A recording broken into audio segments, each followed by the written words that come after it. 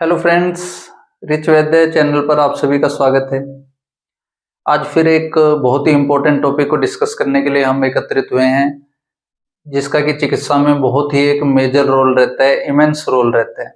वैसे तो सभी चीज़ों की अपनी अपनी इम्पोर्टेंस है, कला, अवयवों की उत्पत्ति, आशय सब इम्पोर्टेंट है, बट स्रोतस की इम्पोर्टेंस इस मायने में बहुत अधिक बढ़ जाती है कि जो आचार्य सुश्रुत ने षड्विध क्रियाकाल का वर्णन किया है वर्ण प्रश्नीय अध्याय में, सूत्र स्थान के 21वें अध्याय में, उसमें संचय, प्रकोप, प्रसर, स्थान संश्रय, व्यक्त और भेद जो 6 अवस्थाएं बताई हैं, उसमें चौथी अवस्था स्थान संश्रय की जो अवस्था रहती है, तो दोषों का जब प्रकोप होने के बाद प्रसर होता है, जहां पे क्षय वैगुण्य मिलता है, स्रोतो वैगुण्य मिलता है, वहां पे जाके फिर दोष संचित होते हैं और वहां पे रोग की उत्पत्ति होती है। स्थान के अनुसार ही फिर रोग के अलग अलग नाम दिए जाते हैं। तो स्रोतस क्या है? स्रोतस के अलग अलग पर्याय हैं शास्त्र में, सिरा, धमनी, पंथ, मार्ग, खाली स्पेस, आशय, तो ये सब स्रोतस है। तो स्रोतस को हम डिटेल में समझेंगे, जिसका कि वर्णन चरक संहिता के विमान स्थान में बहुत ही अच्छे से डिटेल्ड वर्णन है, जिसमें उसके मूल, उसके दुष्टि के हेतु, दुष्टि होने के बाद उसके लक्षण, चिकित्सा, सब कुछ डिटेल में वर्णित है। और आचार्य सुश्रुत जो कि जिन्होंने कुछ भी अन्यथा नहीं लिखा है, बहुत ही अच्छा जो लिखा है, वो डायरेक्ट चिकित्सा में ऐसा एक केस हम डिस्कस करेंगे, जो कि आप लोग, बहुत सारे लोग जो फर्स्ट टाइम जिनके नॉलेज में ऐसा कुछ आ रहा है, वो सरप्राइज भी होंगे, जैसे मैं भी हुआ था, और इंस्पायर बहुत ज्यादा होंगे। और ये स्रोतस एक इस विजन की तरफ बढ़ने के लिए, जो आयुर्वेद को विशुद्ध रूप से समझना या शास्त्रीय वे में समझना, उसके अनुसार चिकित्सा करना, ये बहुत इंस्पायर करता है। मुझे पर्सनली बहुत इंस्पायर किया है इस टॉपिक ने, स्रोतस ने। तो उस पार्ट को हम डिस्कस करेंगे। इसी में पहले एक, जैसे हिक्का श्वास का जो हमने प्रीवियस सेशन लिया था, उसमें हमने डिस्कस किया था कि हिक्का श्वास में 3 स्रोतसों की दृष्टि होती है, प्राणव्यय, उदकव्यय, अन्वय।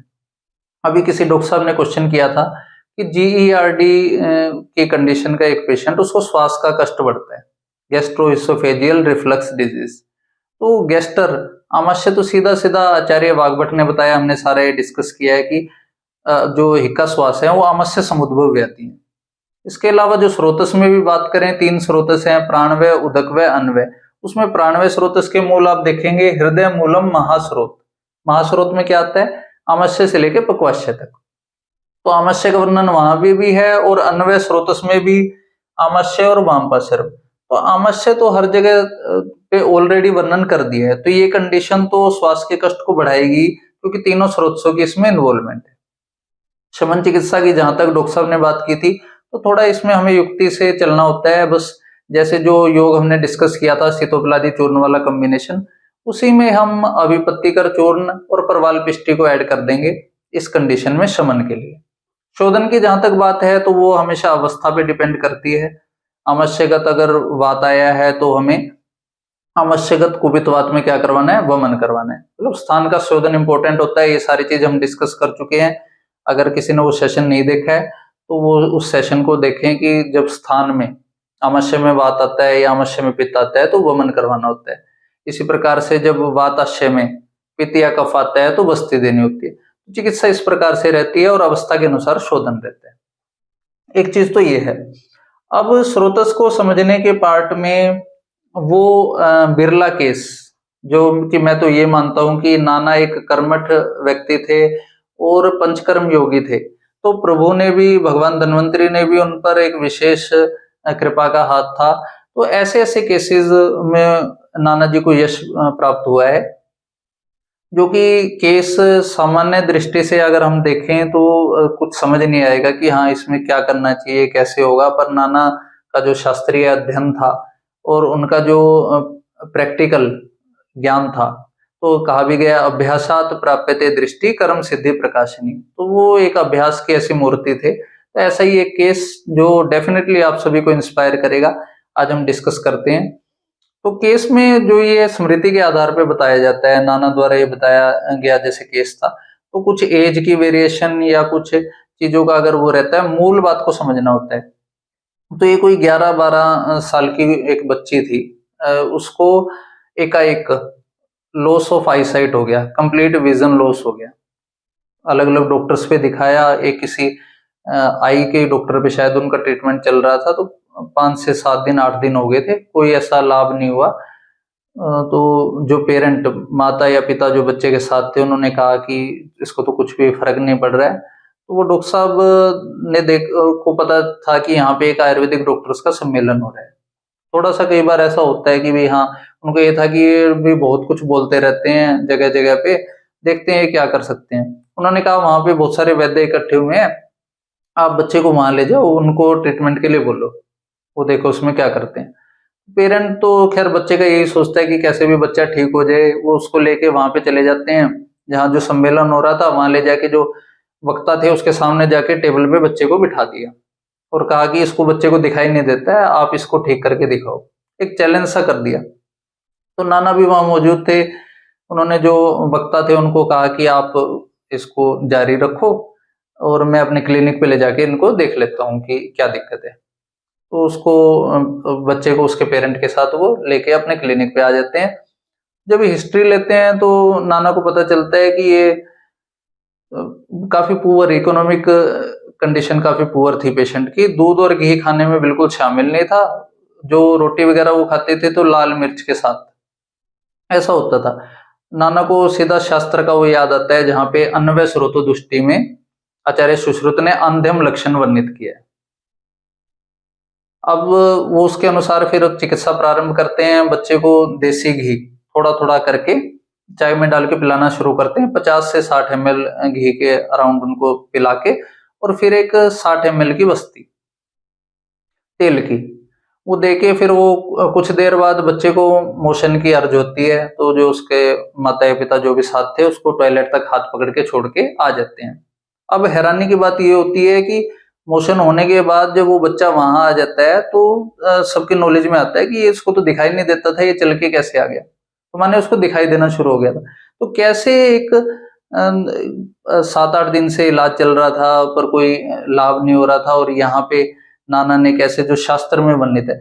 अब अदरवाइज अगर हमें ये विजन ना मिले तो हम उस लक्षण को अंधम मरणम अगर हम एग्जाम पॉइंट ऑफ व्यू से पढ़ेंगे तो भी शायद उसको इतनी इंपॉर्टेंस नहीं देंगे, या वैसे भी कभी पढ़ेंगे तो भी हम शायद ये नहीं सोच पाएंगे कि ऐसी भी कंडीशन कोई क्रिएट हो सकती है। जैसे आचार्य सुश्रुत ने बताया, अन्वय स्रोत दुष्टि, अन्वय स्रोतस का मूल आमस्य और अन्वय धमनिया। तो इस तरह के आहार से और ऐसी एक कंडीशन हो जाएगी और फिर उसका ऐसा उपचार होगा। तो ये एक चिकित्सक को कितना बड़ा यश इसमें मिलता है और कितनी बड़ी ये प्रेरणा का विषय है कि हाँ, हमें शास्त्र को किसी भी बात को अन्यथा नहीं लेना है। उस वहां जो भी लिखा गया है वो सब प्रैक्टिकल लिखा गया है। इदम आगम सिद्धत्वात् प्रत्यक्ष फल दर्शनात् मंत्रवत संप्रयोक्तव्यम न मीमांसे कथंचन। तो शंका की कोई स्थान नहीं है। आचार्य वाग्भट ने लिखा है कि ये सब कुछ सिद्ध करके लिखा गया शास्त्र है। तो इस तरह से हमें भी शास्त्रीय वे में ट्रीटमेंट करनी है, जिससे बड़ा और भी कई सारे केसेस हैं। एक टेटनस का केस भी कभी प्रसंग आएगा तो उसको डिस्कस करेंगे, वो भी बहुत इंस्पिरेशन वाला केस है, उस पर भी आएंगे। अभी हम स्रोतस के अपने टॉपिक को करते हैं। चर्क विमान स्थान में बहुत अच्छा वर्णन है, तो पहले उसको डिस्कस करेंगे कंप्लीटली, उसके बाद सुश्रुत में जो वेरिएशन है उस पार्ट को डिस्कस करेंगे। तो सबसे पहले हम स्रोतसों के मूल, ये आपको बहुत अच्छे से जैसे अवयवों की उत्पत्ति याद की है ऐसे इसको भी ध्यान में रखना है, बहुत इंपॉर्टेंट है। सबसे पहले तो वात पित्त कफ, इन पे कोई कंडीशन लागू नहीं होती, सर्व शरीर के सभी स्रोतसों में गमन करते हैं। इसी प्रकार से मन है, चेतना युक्त संपूर्ण शरीर में वो भ्रमण करता है, मन भी। स्रोतसों के मूल में प्राणवय स्रोतस का मूल है हृदय मूलम महास्रोत, तो हृदय और महास्रोत। अब प्राणवय स्रोतसों में भी जब आप देखेंगे तो हृदय की कंडीशन जैसे अंजाइना या हार्ट अटैक, हार्ट फेलियर की जो कंडीशंस रहती हैं उनमें शॉर्टनेस ऑफ ब्रेथ मिलता है। तो ये सब रिलेटेड है। वैसे भी हमने सारा डिस्कस किया था कि राइट वेंट्रिकल से कैसे पल्मोनरी आर्टरी डीऑक्सीजनेटेड ब्लड को लेके आती है, फिर एल्वियोलाई में गैसेस एक्सचेंज होने के बाद जो पल्मोनरी वेन ऑक्सीजनेटेड ब्लड लेके लेफ्ट एट्रियम में पोर करती है, तो वो सारा पार्ट तो सब इंटरकनेक्टेड है, रिलेटेड है। इन मूल को अपने ध्यान रखना है। इन मूल पे जब भी आघात होगा, विध होगा किसी प्रकार से, आहार विहार से या कोई भी अन्य कारण से, तो फिर वो स्रोतस के दुष्टि के लक्षण प्रकट होंगे। तो वो स्रोत दृष्टि के हेतु भी हम पढ़ेंगे जिससे इन पे विध होता है, किसी प्रकार का आघात होते हैं। उदक स्रोतस का मूल है तालु और क्लोम। तालु से प्रारंभ होकर क्लोम पेनक्रियाज तक, क्लोम पेनक्रियाज होती है। अन्वय स्रोतस का मूल है आमाशय और वामपाशर। रसवय स्रोतस का मूल है हृदय और 10 धमनियां। थोड़ा सा एक हिंट दिया था, आज इसके विस्तार से डिस्कशन का विषय है। तो 10 धमनियां कुछ और नहीं है, 10 एंडोक्राइन ग्लैंड्स हैं, जो कि डक्टलेस ग्लैंड्स होती हैं। डायरेक्ट जो सिक्रेशंस होती हैं वो ब्लड में होती है। तो बहुत सारी कंडीशंस में, जैसे हमने देखा पेनक्रियाज में वो सारा पेनक्रियाटिक आइलेट्स सेल्स का डिस्कशन किया था, डायबिटीज का वो किया था, और डायबिटीज में मुख्य रूप से वमन हमने डिस्कस किया। थायराइड वगैरह की कंडीशन में हृदय से ऊपर का स्थान है, वमन करवाते हैं, वो सब कुछ ठीक है। बट एंडोक्राइन ग्लैंड्स में ओवरऑल वमन का एक बहुत ही मेजर रोल रहता है, क्योंकि जैसे हमने डिस्कस किया रस का स्थान आचार्य सुश्रुत ने बताया है हृदय। तो जो ये 10 धमनियां होती हैं, इसमें जो अधोनाभि के क्षेत्र की भी अगर हम बात करेंगे, ओवरीज में भी, तो वहां पे भी अत्यार्तव की कंडीशन में वमन द्वारा डॉक्टर ईशदया गोगटे जी ने अत्यार्तव की कंडीशन को ठीक किया। या जो इनफर्टिलिटी की कंडीशन रहती है, तो फीमेल इनफर्टिलिटी, उसमें भी प्राइमरी ट्रीटमेंट के तौर पे वमन करवाया जाता है। और भी अलग अलग कंडीशन में, अब अधोनाभि स्थान तो बात का है, बस्ती ट्रीटमेंट का भी वहां पे रोल है, पर वमन एंडोक्राइन ग्लैंड्स में वमन का एक अलग ही यूनिक रोल रहता है, तो वमन का उसमें मेजर रोल है। इसके बाद है ये 10 ग्लैंड्स कौन कौन सी हैं, 10 धमनियां जिसको बोलते हैं, तो hypothalamus, pineal, pituitary, thymus, thyroid and parathyroid, pancreas, फिर किडनीज के ऊपर जो सिचुएटेड होती है एड्रिनल ग्लैंड्स, फीमेल्स में ओवरीज एंड मेल्स में टेस्टिस। ये 10 ग्लैंड्स हैं। इसके बाद है रक्त व स्रोतस। रक्त से ही यकृत प्लीहा का निर्माण होता है, अवयवों की उत्पत्ति के क्रम में हमने देखा था। रक्त व स्रोतस का मूल है यकृत प्लीहा। मांस व स्नायु त्वचा। मेदो व स्रोतस का मूल है वृक्क व पवहन। वृक्क का निर्माण भी हमने देखा था रक्त और मेद के प्रसाद से। अस्थि व स्रोतस। अस्थि का निर्माण किससे होता है, रस रक्त धातु निर्माण क्रम में मेद से। तो अस्थि व स्रोतस का मूल मेदा और जघन। मज्जा व स्रोतस का मूल अस्थि और संधि, तो अस्थि से मज्जा का निर्माण। शुक्र व स्रोतस का मूल वृषण शेफ, टेस्टिस एंड मूत्रेंद्रिय। मूत्र व स्रोतस का मूल वस्ती एंड वंक्षण। पुरुष व पक्वाशय गुदा। स्वेद व स्रोतस का मूल मेद और लोमकूप। अब ये मूल के कैसे, इनको दूषित करने वाले हेतु क्या हैं, उसके बाद हम डिस्कस करेंगे। उनकी दुष्टि होगी तो फिर उससे क्या लक्षण प्रकट होते हैं और उसकी क्या चिकित्सा, तो सेकंड स्लाइड में डिस्कस करते हैं। अब हम इन स्रोतसों की दुष्टि के हेतु डिस्कस करते हैं। प्राणमय स्रोतस क्षय की अवस्था में वेग धारण करने से, रुक्षता कारक आहार विहार करने से, और भूख लगने पर व्यायाम और अन्य इस प्रकार के जो दारुण कर्म है उनको करने से प्राणमय स्रोत दुष्टि होती है। उदक व स्रोत दुष्टि उष्ण, ज्यादा उष्ण आहार विहार वगैरह। आम की कंडीशन में भय मानसिक भाव है। अति शुष्क अन्न सेवन से और तृष्णा से पीड़ित होने पे उदक व स्रोत दृष्टि होती है। अन्वय स्रोत दृष्टि में जो आचार्य वाग्भट का एक कोट है बहुत ही प्यारा, हितासी स्यान मितासी स्यात काल भोजी जितेंद्रिय। हित कर खाओ, बैलेंस्ड खाओ और समय पर खाओ। तो उनके से अलग आचरण करने पर, अति मात्रा में अकाल में अहित भोजन करने पर और अग्नि की वैगुणता से अन्वय स्रोत दृष्टि होती है। रसवय स्रोत दृष्टि गुरु शीत अति स्निग्ध, जैसे शेक वगैरह का पीना ठंडे, या दूध के मिल्क प्रोडक्ट्स, आइसक्रीम वगैरह, गन्ने का रस ठंडा, इस प्रकार के, और अति मात्रा में भोजन करना। और चिंत्या नाम से अति चिंतनात्, चिंतन करने योग्य विषयों का अति चिंतन होना, ये रसवय स्रोत दृष्टि का कारण है। रक्त व स्रोत दृष्टि में विदाही अन्नपान का सेवन, स्निग्ध उष्ण द्रव आहार, आतप अनल सेवन। जो लेबर क्लास के लोग दिन भर धूप में काम करते रहते हैं या इस तरह की फैक्ट्रीज में कंपनीज में काम करते हैं जहां फायर का एक्सपोजर रहता है, तो आग के पास रहना या धूप का अत्यधिक सेवन, ये रक्त व स्रोत दृष्टि के कारण है। फिर हम देखेंगे कि इन स्रोतों दृष्टि से क्या क्या लक्षण प्रकट होते हैं, उससे हमें पता चलेगा। फिर तो वहां से इस निदान की फिर इंपॉर्टेंस रहती है। जब उन लक्षणों के साथ पेशेंट आता है तो हमें फिर ये रूल आउट करना होता है कि किस तरह से रिलेटेड है, तो फिर कोई ना कोई इनमें से कारण निकल के आता है। जैसे मांस व स्रोतो दृष्टि में अभिसंधि गुरु आहार का सेवन भोजन करते ही दिवा स्वप्न। बहुत सारे पेशेंट ऐसी कंडीशन में आते हैं जो भोजन करते ही दिन में दिवा स्वप्न करते हैं। तो दिवा स्वप्न से तो मेदो व स्रोतो दृष्टि भी होती है, और भोजन करते ही दिवा स्वप्न से मांस व स्रोतो दृष्टि।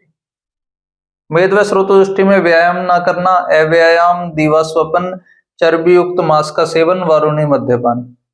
अस्थि व स्रोतस में ज्यादा व्यायाम करना, अस्थियों का आपस में अति विघटन होना, बातकारक आहार विहार का सेवन। मज्जा व स्रोतस में किसी कारण से एक्सीडेंटल, किसी भी कारण से कुचले जाना, किसी पार्ट का चोट लगना, विरुद्ध आहार का सेवन। शुक्र व स्रोतो दृष्टि में शुक्र के वेग को रोकना, एक्सेसिव सेक्सुअल इंडल्जेंस, और शुक्र व स्रोतों पे शस्त्रशार अग्निकर्म किसी प्रकार का होना। मूत्र व स्रोतो दृष्टि में मूत्र वेग उपस्थित होने पर पानी पीना, भोजन करना या मैथुन कर्म में प्रवृत्त होना, क्षीण अवस्था में, शत की अवस्था में। पुरुष व स्रोतो दृष्टि में वेग को धारण करना, अधिक भोजन, अजीर्ण में भोजन, दुर्बल अग्नि, ये कारण रहते हैं। स्वेद व स्रोतो दृष्टि में व्यायाम, अधिक धूप का सेवन, शीत उष्ण का कर्म विरुद्ध सेवन, और क्रोध शोक भय, ये मानसिक भाव रहते हैं। अब हम वो लक्षण डिस्कस करते हैं जिनके साथ कंप्लेंट्स के साथ पेशेंट आता है, और फिर उसकी चिकित्सा को। अब हम स्रोतो दृष्टि से होने वाले जो लक्षण होते हैं जिनके कंप्लेंट के साथ पेशेंट आता है, वो क्या क्या होते हैं अलग अलग स्रोतों के अनुसार, उसको डिस्कस करेंगे। तो सबसे पहले स्रोतो दृष्टि में कॉमनली 4 ही चीजें होती हैं। अति प्रवृत्ति, ज्यादा प्रवृत्त होना, जैसे अतिसार वगैरह में मल ज्यादा प्रवृत्त होता है। संघ की स्थिति, अवरोध की स्थिति, शिराओं में ग्रंथि, और विमार्गमन, अपने मार्ग से अलग मार्ग में गमन करना। प्राण व स्रोतो दृष्टि में क्या लक्षण होते हैं? अति श्रेष्ठ, अतिबद्ध, बहुत ज्यादा प्रवृत्ति या ज्यादा बद्ध अवरोध की स्थिति। शब्द और शूल के साथ अल्प श्वास का बार बार आना, आवाज के साथ और पेन के साथ अल्प अल्प श्वास बार बार। कैसे चिकित्सा करेंगे? श्वास के समान, जो हमने इक्का श्वास में डिस्कस कर लिया ऑलरेडी। उदक व स्रोतो दृष्टि में क्या होता है? जीवा, तालु, होठ, कंठ, क्लोम में शोष, प्यास अत्यधिक लगती है। चिकित्सा तृष्णा चिकित्सा अध्याय में जो वर्णित चिकित्सा है वो इसमें करेंगे। अन्न व स्रोतो दृष्टि में अन्न सेवन की इच्छा नहीं होती है, अरुचि, भोजन का ठीक से पाचन नहीं होता, और छर्दी, वमन आता है। इसमें आम दोष की चिकित्सा, आम दोष की चिकित्सा क्या करते हैं? पाचन दीपन, मुस्तासिद जल वगैरह देते हैं, चित्रकादि वटी, इस तरह की ट्रीटमेंट रहती है। फिर रस से लेके शुक्र तक के ये हमने जो 6th सेशन किया था जिसमें ब्रेस्ट कार्सिनोमा की केस स्टडी डिस्कस की थी, वहां पे हमने धातु वृद्धिजन्य और दुष्टिजन्य रोग किए थे, वहां पे डिस्कस कर लिया था। पर यहाँ रिलेटेड है तो इसको आप एक तरह से रिवीजन फॉर्म में इसको कर लेते हैं। तो रस व स्रोत दृष्टि से होने वाले रोग हैं ज्वर, पांडु, क्लेब्य, इम्पोटेंसी, वल्य पलित, बालों का सफेद होना, बालों का झड़ना। सर्वम लंघन औषधम, रसज विकारों में लंघन कराया जाता है। लंघन 10 प्रकार का डिस्कस किया था हमने। चतुष्प्रकारा संशुद्धि, पिपाशा मारुतात्पो, पाचनान्य उपवासश्च, व्यायाम स्थिति लंघनम। तो इसमें लंघन कराया जाता है। लंघन में हमारे 4 प्रकार के शोधन इंक्लूड हो जाते हैं। तो शोधन हर एक में, ये हमने पहले भी डिस्कस किया था, यहाँ भी देखते हैं। रक्त व स्रोत दृष्टि से फिर क्या क्या रोग होते हैं? कुष्ठ, स्वित्र, विसर्प, गुल्म, विदर्दी, कामला। क्या चिकित्सा करेंगे? रक्त मोक्षण करवाएंगे, विरेचन करवाएंगे। फिर मांस वृद्धि जन्य में अर्बुद, अलजी, गंड, गंडमाला। तो अर्बुद की चिकित्सा में भी हमने डिस्कस किया था, और ये भी हमने डिस्कस किया था कि शोधन मेन चीज रहती है, जिसको कि छोड़ के बाकी की चिकित्सा, सर्जरी, कीमोथेरेपी, रेडियोथेरेपी, ये सारा एलोपैथिक वाले भी यही प्रोटोकॉल फॉलो करते हैं। तो हमारे यहाँ ये जो रक्त मोक्षण से हम, जिसको शल्य चिकित्सार्थ कहा गया है, तो उससे बहुत सारी सर्जरीज ही हम अवॉइड हो जाती हैं उससे। ये हमने डिस्कस किया था सब। इसके बाद मेदो व स्रोतो दृष्टि से अष्टोनिंदित, जो 8 प्रकार के निंदित पुरुष वर्णित है, और प्रमेय के पूर्व रूप, इसमें स्थूल्य और काशर्य का उपचार करते हैं। मेद की वृद्धि की अवस्था में स्थूल्य के समान, क्षय की अवस्था में काशर्य वाला उपचार। अस्थि व स्रोतो दृष्टि में अध्यस्थि, कैलकेनियस पर वगैरह की कंडीशन, अधिदंत एक्स्ट्रा टूथ, केश, लोम, नख और समश्रु से रिलेटेड जो भी विकार हैं वो सब। चिकित्सा में पंचकर्म और तिक्त शिर सर्पी वस्ती का विशेष रूप से प्रयोग। मज्जा व शुक्र व दृष्टि, मज्जा में पर्वों में स्थूल मूल वाली पीड़िकाएं, भ्रम, चक्कर आना, मूर्छा। शुक्र व दृष्टि में क्लेब्य, जो रस व दृष्टि में भी था, इम्पोटेंसी। इसमें मधुर तिक्त रस का विशेष रूप से सेवन, व्यवाय, व्यायाम और शुद्धि कालेच मात्रा, मात्रा समय पे शोधन करवाना है। मूत्र व स्रोत दृष्टि में क्या होता है? अति श्रेष्ठ, अतिबद्ध, गाढ़ा मूत्र शूल के साथ बार बार थोड़ा थोड़ा आता है। चिकित्सा मूत्र कृच के समान। पुरुष व स्रोत दृष्टि में अति द्रव या अति ग्रथित मल, अल्प मल शब्द और शूल के साथ। अतिसार वर्णित चिकित्सा इसमें करेंगे। और फिर स्वेद व स्रोत दृष्टि में अस्वेदनम, अतिस्वेदनम, जो कुष्ठ का पूर्व रूप भी है, बिल्कुल स्वेदना आना, बहुत ज्यादा स्वेद आना, ज्वर में वर्णित चिकित्सा इसमें करेंगे। अब हम इसके बाद जो आचार्य सुश्रुत के साथ जो डिफरेंस है आचार्य सुश्रुत का, थोड़ा उस पार्ट को डिस्कस करेंगे। सुश्रुत शारीर स्थान के 9वें अध्याय में स्रोतस का वर्णन है, 11 पेयर्स वर्णित हैं। तो अब उसमें देखो, एक तो वही आंध्यम वाला जो हमने केस स्टडी डिस्कस किया था। तो अन्वय स्रोतस का मूल बताया, आमस्य और अन्वाही धमनियां। स्रोतोविद लक्षण में आध्यमान, शूल, अन्नद्वेष, छर्दी, पिपाशा, आंध्यम, जिसके आधार पर नाना ने वो चिकित्सा उस बच्ची को दी थी। एक आर्तव्य स्रोतस अलग से बताया है, जिसका कि मूल बताया है गर्भाशय और आर्तववाही धमनियां। इसके विध से क्या होता है? बंध्यत्व, मैथुन, असहिष्णुता, आर्तवनाश। तो ये स्रोतस जो कि बहुत ही इंपॉर्टेंट टॉपिक है चिकित्सा में, आपके लिए बहुत ही वैल्यूएबल और हेल्पफुल होने वाला है। इसको आप अच्छे से प्रिपेयर करें, और चिकित्सा पॉइंट ऑफ व्यू में आपको कौन सी स्रोतस दृष्टि है उसके अकॉर्डिंग चिकित्सा करनी होती है। तो इस सेशन में इतना ही। आप सभी का मंगल हो। नेक्स्ट सेशन में किसी और टॉपिक के साथ मिलेंगे, किसी और डिजीज को डिस्कस करेंगे। नमस्कार।